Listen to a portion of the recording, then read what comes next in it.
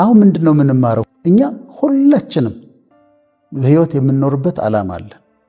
በአጠቃላይ ለሰው ልጆች የተሰጠ ዓላማ ቢኖርም ግን ለእያንዳንዳችን ደግሞ የተሰጠ ፐርፐዝ፣ የህይወት ፐርፐዝ አለ።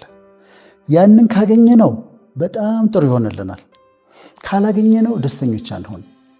አሁን ለደሞዝ ለማግኘት ብቻ ከሆነ የምሰራው፣ በቃ እንጀራ መብላት ስላለብኝ ቤት ኪራይ መክፈል ስላለብኝ ከሆነ የምሰራው፣ መስሪያ ቤቴ ሲሄድ ደስተኛ አይደለሁም። በጣም ደስ አይለኝ ነው የምኖረው። አንዳንድ ጊዜ ሰዎች የህይወት ጥሪያቸውን ሚስ ያደርጉታል። ከኔ ልጀምር። እኔ አሁን በጣም ደስተኛ ነኝ። ለምን መሰለሽ? አሁን ከአንቺ ጋር ቁጭ የማደርገው ነገር ፓሽኔ ነው። የምወደውን ነገር እያደረግኩኝ ነው። እኔ የምወደው ምንድን ነው? ማንበብ፣ በእውቀት ማደግ፣ እውቀት ማካፈል፣ ማስተማር፣ ከዛ ካውንስል ማድረግ፣ ካውንስሊንግ መስራት፣ የሰዎችን እንቆቅልሽ መፍታት፣ ከጭንቀታቸው ማውጣት። ይሄ ፓሽኔ ነው። ሐኪም ነኝ። ዶክተርነቴ ሕክምና ነው። ክሊኒክ ቁጭ ብሎ ማከም ብዙ ፓሽኔ አይደለም። ለዚህ ነው በፐብሊክ ሄልዝም ስፔሻላይዝ ያደረኩት፣ ህብረተሰብ ጤና ስፔሻላይዝ ያደረኩት። ክሊኒክ መጥቀመጥ ስለማይጠይቀኝ ነው። ክሊኒክ ተቀምጬ ከማከም ይልቅ ህዝብን ሳስተምር ደስ ይለኛል። ህዝብ የሆነ እውቀት አግኝቶ ደስ ሲለው በጣም ደስ ይለኛል። ከዛ ካውንስሊንግ ሰርቼ በጣም ጭንቀት ውስጥ የነበሩ ሰዎች ሪሊፍድ ሆነው ደስ ብሏቸው ሳይ ደስ ይለኛል። ወደ እግዚአብሔር ያልቀረቡ ሰዎችን የእግዚአብሔርን መልካምነት አሳይቼ ወደሱ እንዲጠጉ ሳደርግ ደስ ይለኛል። ይሄ ፓሽኔ ነው። ትምህርቶችም ከዛ ጋር የተያዙ ናቸው። ቴዎሎጂም፣ ሳይኮሎጂም፣ ትሮፒካል ሜዲሲንም ተገናኝተውልኛልና አሁን እኔ በጣም ደስተኛ ሰው ነኝ። ምክንያቱም ደስ የሚለኝን ነገር እያደረግኩኝ ስለሆነ። ፓሽኔ ምንድን ነው ብሎ መጠየቅ፣ በጣም ውስጤን ደስ የሚያሰኘው ሳደርገው ደስ የሚለኝ ነገር ምንድን ነው ብሎ መጠየቅ ያስፈልጋል። ከዛ እሱም ማግኘት።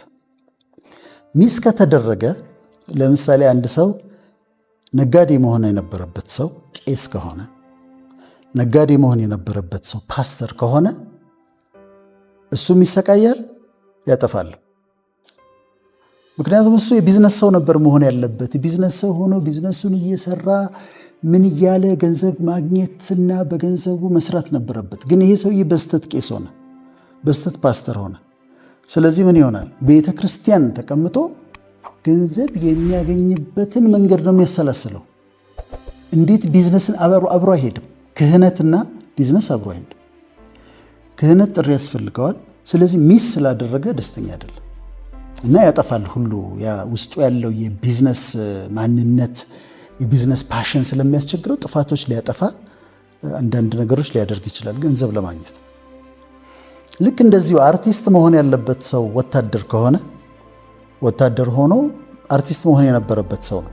ወንዲያውም ከሬጁ የለውም።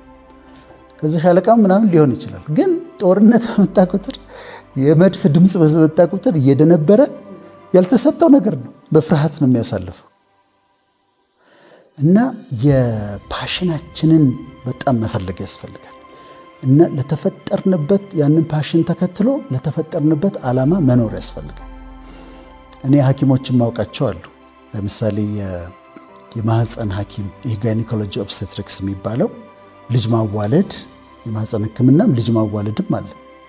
እና አንድ እኛም ተማሪዎች እያለን በጣም እናደንቀው ሐኪም ነበር። የጋይኒኮሎጂስት ኦብስቴትሪሽያን ነው። በቃ ደስታው ነው ማዋለድ። ልጅ ማዋለድ የመጨረሻ ደስታው ነው፣ አይደክመውም።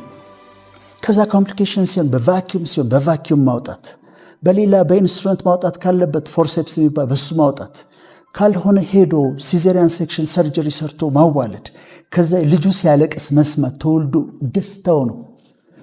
ሌሊት ይጠራል ከእንቅልፉ ተጠርቶ ሲመጣ አይነጨነጭም። ለምን? ደስታው ነው፣ ፓሽኑ ነው። ይሄ ሰውዬ አግኝቷል ራሱን እና አይነጨነጭም። ለገንዘብ ብሎ አይደለም የሚሰራው።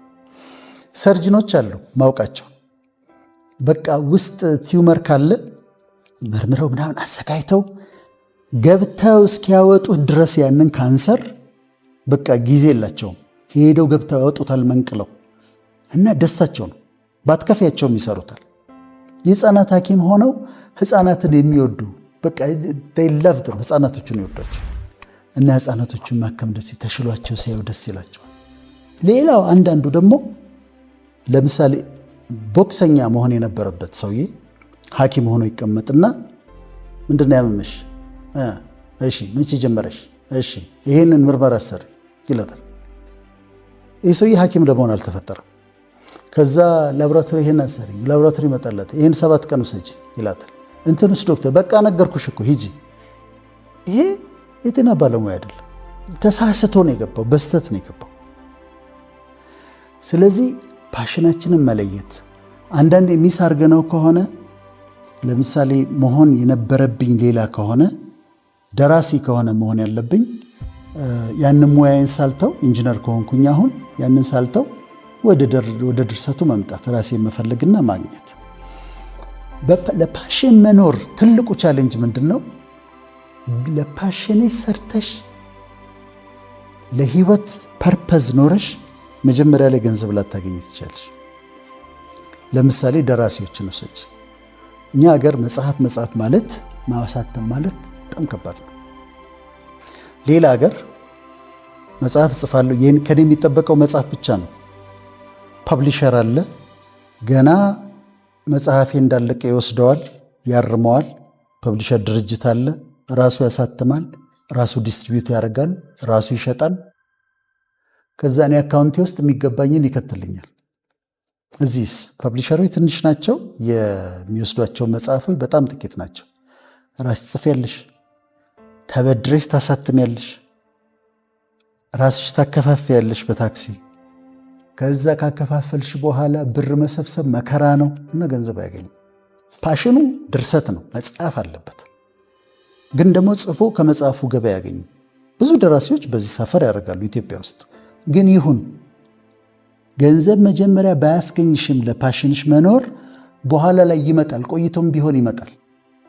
አክተሮቻችን እኮ አብዛኞቹ ብዙ ገንዘብ አያገኙም፣ ግን ለዛ ተፈጥረዋል።